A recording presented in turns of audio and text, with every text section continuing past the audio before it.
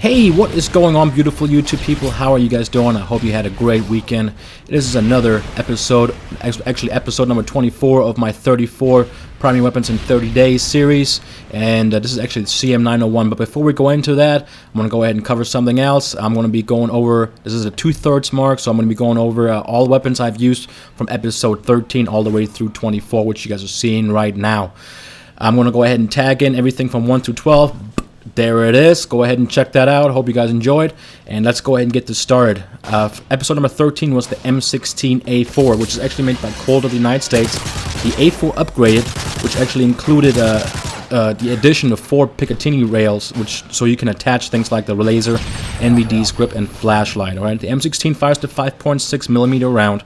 And my thought on the M16 is, for this game, it is absolutely garbage. They really screwed her up. The A4 upgrade didn't change anything of the weapon at all as far as firepower or weapons ammo is concerned, so I really don't quite understand why the M16 is so bad in this game.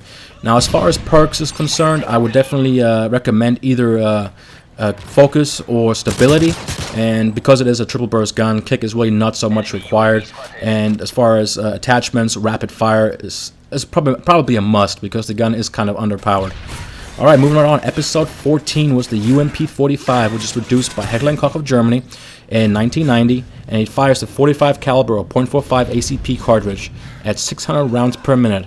Has actually in real life a 3-trigger group, which configures to either automatic, semi-automatic, or a 2-round burst. Now, I think the 2-round burst would actually be a pretty cool thing if they would bring that in this game. It definitely would change up the way that gun fires quite a bit. Now, my personal opinion on the UMP-45 is, it is a beast of a submachine gun. It's one of the first ones you unlock, and it can take you all the way through your prestige levels with no problem whatsoever.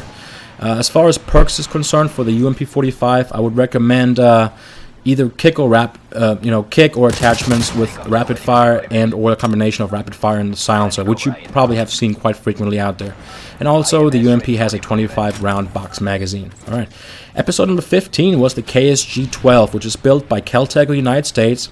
It is actually a 2-tube magazine weapon. Now, what I mean by that is, it actually has one tube magazine where it fires a 12-gauge shotgun, and you can switch it to fire a 76mm shot shell. That's what it's called.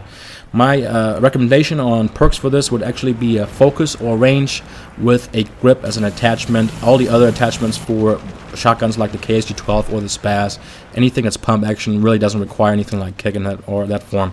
Okay, moving right on.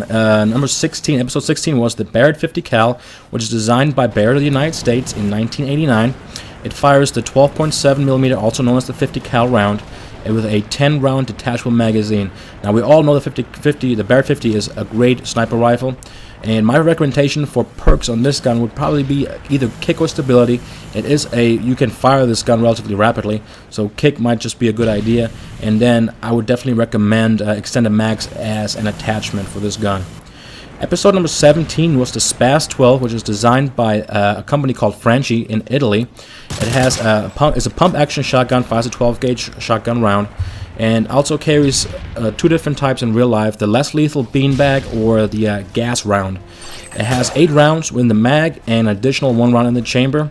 And my recommended perks for this gun would either be range or damage with grip as an attachment, just like with the KSG-12 what I mentioned. Anything else would pretty much be useless. Episode number 18 was the Scar L, which is actually, you might think, is designed by F. and Hestel in Belgium, but they actually have a subsidiary company in the United States called FNH USA, and those are the guys that designed the Scar L, and it fires the 5.56mm NATO round at 625 rounds per minute. The weapon is used by currently about 7 different nations, and it's predominantly in the smaller units. For example, Special Forces unit like the United States, the Army Rangers actually use this gun. My thoughts on the Scar L definitely is, it is an all-around beast of an assault rifle, so it can be used for anything. It's an early unlock, so it's a gun that will carry you through your prestiges as well. Now, my preferred preference for perks on this gun would probably be either kick or attachments with extended mags, the silencer, or, well, actually, you know what, anything would work with this gun. I've used anything, even a heartbeat sensor. This gun just does it all. Alright, this is an all-around awesome piece of shit. Awesome piece of hardware. Alright, moving right on. Episode number 19 was the MG36, which is designed by Heckler & Koch of Germany. It is basically the big brother of the G36C. G36C is a gun that we all know, we all use. It's a great piece of hardware. The MG36 is great as well. She's very pleasing aesthetically. But the problem with the MG36, it fires the 5.56 millimeter round at 750 rounds per minute. It carries a 100 round drum magazine. Okay. Now, like I said, the problem with that is it is a 5.56 millimeter round, which most LMGs fire at least at 7.62 millimeter. This gun does not. So I would recommend. This is one of those guns you have to be very careful with. It's definitely not a running gun type of weapon, for sure, because it doesn't have the firing power. Well, it has the firing power, just not the punch really to it. Okay. My recommendation on perks for this would either be kick or attachments, and I would definitely go with the grip or rapid fire. Rapid fire is a must for this gun. Alright, episode number 20 was the PKP Pechenek, which is designed by Russia and fires the 7.62 millimeter round at 650 rounds per minute.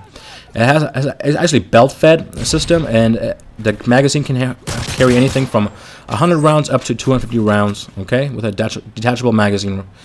It's currently in use with specialized groups, for example, the Russian Spetsnaz. It's not such a fanned-out weapon that you might think, but it is a great piece of hardware. As far as my thoughts on this gun, as far as LMGs is concerned, this is definitely one of the top. I like the L86 LSW as well, but this gun definitely is on top alongside the L86. My perks I would use for this gun would either be kick or attachments with the grip and or rapid fire, just like similar to the MG36. Alright, episode number 21 was the P90, and that was actually designed by FN of Belgium, and he fires the 5.7 millimeter round at 900 rounds per minute with a 50 round detachable magazine. Okay, the P90 is actually designed in conjunction with the 5.7 pistol. Some of you guys use it as a secondary. The 5.7 is built by the same country, and is currently in use about 40 countries around the world, predominantly around police forces for the most part, but some militaries do use it. Now, my preferred perks for this weapon would definitely have to be kick or attachments, and I would have to go with a red dot and the rapid fire and silencer combo, because the weapon for kick predominantly for this weapon, because she does kick quite a bit. Alright, moving right on. Episode number 22 was the PM9. Okay, the PM9 was actually made in Japan, and it's its official submachine gun. Ooh, I'm coughing here. It's actually was designed in accordance around like the Israeli IMI Mini Uzi. It fires a 9mm round at a staggering 1100 rounds per minute with a 25 round magazine. Okay, now you guys have seen the problem already with this gun. At 25 rounds of magazine at 1100 rounds per minute, yes, you will run out of ammo really quick. So with that being said, in terms of perks, I would have to say go for the kick and definitely extended max. It's almost a must to use extended max with this gun to make it be worth your while. Alright, episode number 23 was the MSR, also known as the Modular Sniper Rifle, and it's designed by Remington of the United States. Fires the 7.62 millimeter round, predominantly. In this game it fires a 7.62 millimeter round, but the one thing that's modular about this gun, which is so great, the sniper rifle, you can exchange the barrel. It will pretty much take any round from the .338 Lapua round all the way up to the 7.62 millimeter Rainier round. And you simply do that by switching the barrel within a couple of minutes. Okay. Now, my preferred perks for this gun would either be impact, attachments, or focus. I'm coughing again.